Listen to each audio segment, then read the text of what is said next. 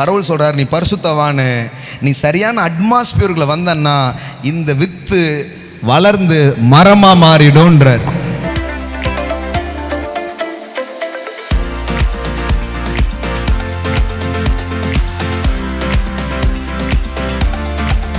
பரிசுத்தவான்கள் சீர்பொருந்தும் பொருட்டு.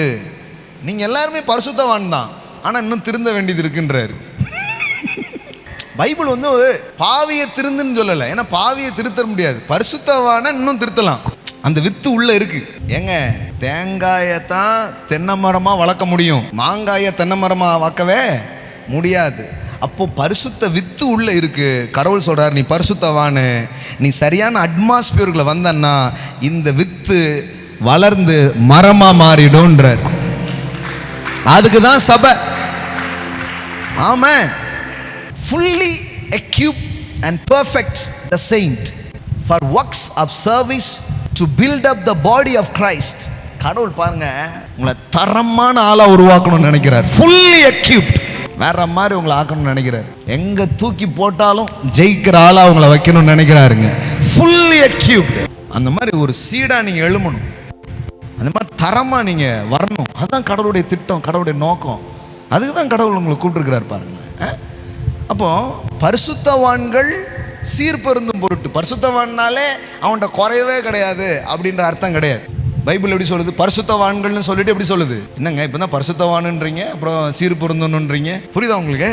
விதை வடிவில் இருக்குது. இப்போ இந்த விதைய சபைன்ற ஒரு அட்மாஸ்பியர்ல கொண்டு வந்து நீர் ஊற்றி வளர்க்கும் பொழுது அது ஒரு முழுமையான பரிமாணத்துக்கு என்ன பண்ண ஆரம்பிக்குது? வளர ஆரம்பிக்குது. சுவிசேஷ ஊழியத்தின் வேலைக்காகவும் கிறிஸ்துவனுடைய சரீரமாகிய சபையானது பக்தி விருத்தி அடைவதற்காகவும் அவர் சிலரை அப்போஸ்தலராகவும், அவர் சிலரை தீர்க்கதரிசிகளாகவும், சிலரை சுவிசேஷகராகவும், சிலரை மெய்ப்பராகவும் போதகராகவும் ஏற்படுத்தினார். 5 வகையான ஊழியம் சபையில் வைக்கிறார். எதுக்கு?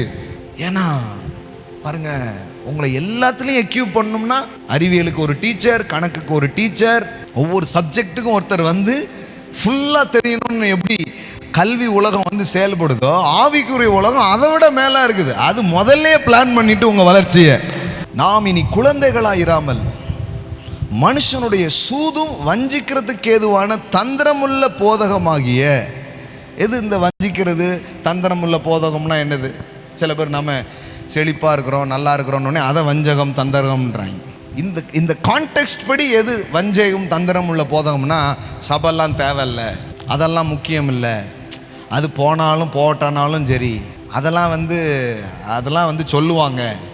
இப்படியே ஒரு சந்ததி வந்து இப்படியே விட்டு போயிட்டே இருக்கு பாருங்களேன். அவனுக்கு தெரியும் ஒரு இடத்துல இருந்து உங்களை தூக்கிட்டா உங்களை காலி பண்ணுறது எப்படின்னு அவனுக்கு நல்லா தெரியும். ஆனால் சரியான ஒரு இடத்துல இருந்தால் உங்களை தொடுறதுக்கு கூட பிசாசு யோசிப்பான்.